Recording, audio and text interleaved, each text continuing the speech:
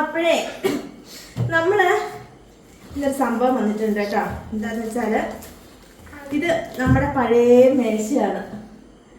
ഈ മേശ എന്ന് പറഞ്ഞ ഇതിനെപ്പറ്റി അല്ലടാ 3 വർഷം നിനക്കിതൊന്നും അറിയത്തില്ല ഇതിന്റെ കഥ. ഇത് ഞങ്ങളുടെ ഒരു എന്താ പറയാ, ഞങ്ങള് കാഞ്ഞങ്ങാടിലേക്ക് 96 ഞാൻ കാഞ്ഞങ്ങാട് വന്നു. അതിനേക്കാൾ കുറച്ചും കൂടെ മുമ്പേ വന്നു. 96 വന്നിട്ട് 99 ആകുമ്പോൾ അമ്മയും കൂടി ഞങ്ങളുടെ കൂടെ താമസത്തിന് വരും. അപ്പോൾ ഒരു ചെറിയ വീട് വാടകയ്ക്ക് എടുത്തു. അപ്പോൾ അത്യാവശ്യം വേണ്ട സാധനങ്ങൾ വേണം എന്നുള്ള രീതിയിൽ ഈ ഒരു മേശയും കസേരയെല്ലാം പൊട്ടിപ്പോയി കേട്ടോ.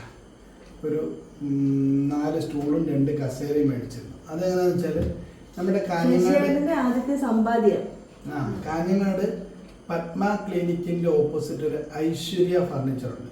ഐശ്വര്യ കുമാരേട്ടൻ. അപ്പോൾ ഐശ്വര്യ കുമാരേട്ടൻ്റെ അടുത്ത് അന്ന് മാസത്തിൽ 200 രൂപ വെച്ചാൽ ഒരു ഇതിൻ്റെ ഫർണിച്ചറിൻ്റെ കുറിയുണ്ട്. അപ്പം ഞങ്ങൾ മാസത്തിൽ 200 രൂപ വെച്ച് അങ്ങനെ. പക്ഷേ ഇടയ്ക്ക് ഫുള്ള് കുറി തീർന്നില്ലെങ്കിലും നമുക്ക് എന്തെങ്കിലും സാധനം വേണമെങ്കിൽ തരും. അങ്ങനെ എടുത്ത മേശയാണ് ഇത്. 99. അപ്പം എത്ര വർഷമായി?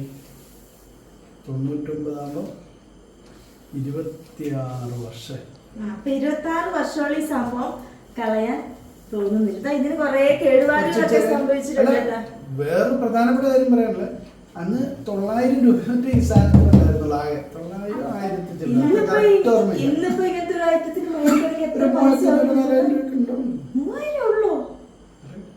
പക്ഷെ ഇത് അത്രേ പൈസ ഉള്ളു. അന്ന് അത് വലിയ ഇപ്പൊ മരത്തിന്റെ കുറവല്ലേ, ഇപ്പൊ പിന്നെ ഗ്ലാസ് ഇത് ഫ്ലൈവുഡ് ഇത് ഇവിടെയൊക്കെ ഇങ്ങനെ പോയി കളയാനൊരു മനസ്സില്ല. അപ്പൊ ഞാന് അന്ന് 900 രൂപ എന്ന് പറഞ്ഞ വലിയ എമൗണ്ട് ആണ്. പക്ഷെ എന്നാലും അന്ന് പൈസ ഫുൾ അടയ്ക്കുന്നതിന് മുമ്പ് ഐശ്വര്യ കുമാരേട്ടൻ നമുക്ക് തന്നതാണ്. എന്നിട്ട് പിന്നെ കുറെ മാസങ്ങൾ കൊണ്ടാണ് അടച്ചു തീർത്തത്. അപ്പൊ കുമാരേട്ടനോട് ഒരു താങ്ക്സ്. അപ്പൊ പൊട്ടിയിട്ടുണ്ട് പോലെ. അപ്പൊ ഇത് ആദ്യം നമ്മളിങ്ങനെ ഇതില് ഇങ്ങനെ മേശവിരിയൊക്കെ ഇട്ട് ഉപയോഗിച്ചതുകൊണ്ട് ഇതൊക്കെ പോയിട്ടുണ്ട്. എന്നാലും ശശിന്റെ ആദ്യ സമ്പാദ്യമല്ലേ, നമുക്കതൊന്ന് മെയിൻറ്റെയിൻ ചെയ്തെടുക്കാന്ന് വെച്ചിട്ട് ഞാനിങ്ങനെ ആമസോണിൽ ഒരു വാൾപേപ്പർ മേടിച്ചേട്ടോ.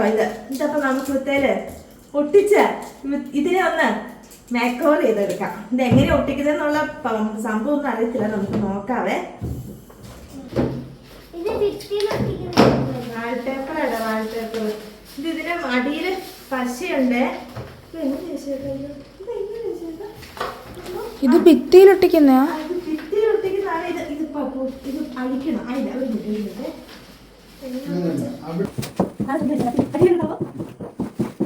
ചിത്രം വേണ്ട ചേട്ടാ. ഇങ്ങനെ അല്ലേ?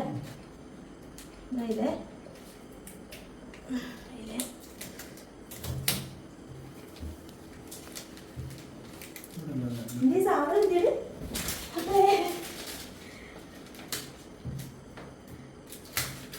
അപ്പൊ ഇതാണ് നമ്മുടെ പണിയായുധം. ഇത് വെച്ചിട്ട് വളരെ സൂക്ഷ്മമായിട്ട് ഇങ്ങനെ ആക്കി കൊടുക്കണം കേട്ടോ. ഇത് പോകുന്ന പുറകെ ഇങ്ങനെ ആക്കി കൊടുക്കണം. അപ്പൊ അത് അങ്ങ് ഒട്ടി നിൽക്കും.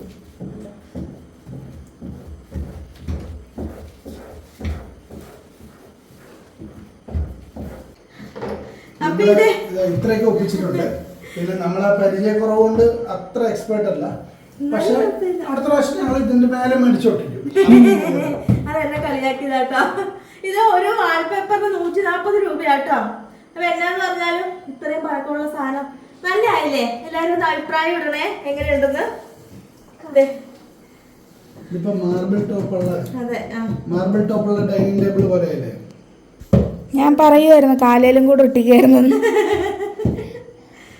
എങ്ങനെയുണ്ട്? എല്ലാ കൂട്ടുകാരും അഭിപ്രായം പറയണം കേട്ടോ. സൂപ്പർ അല്ലേന്ന്.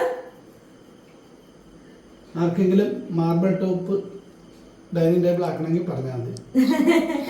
വന്നൊട്ടിച്ചു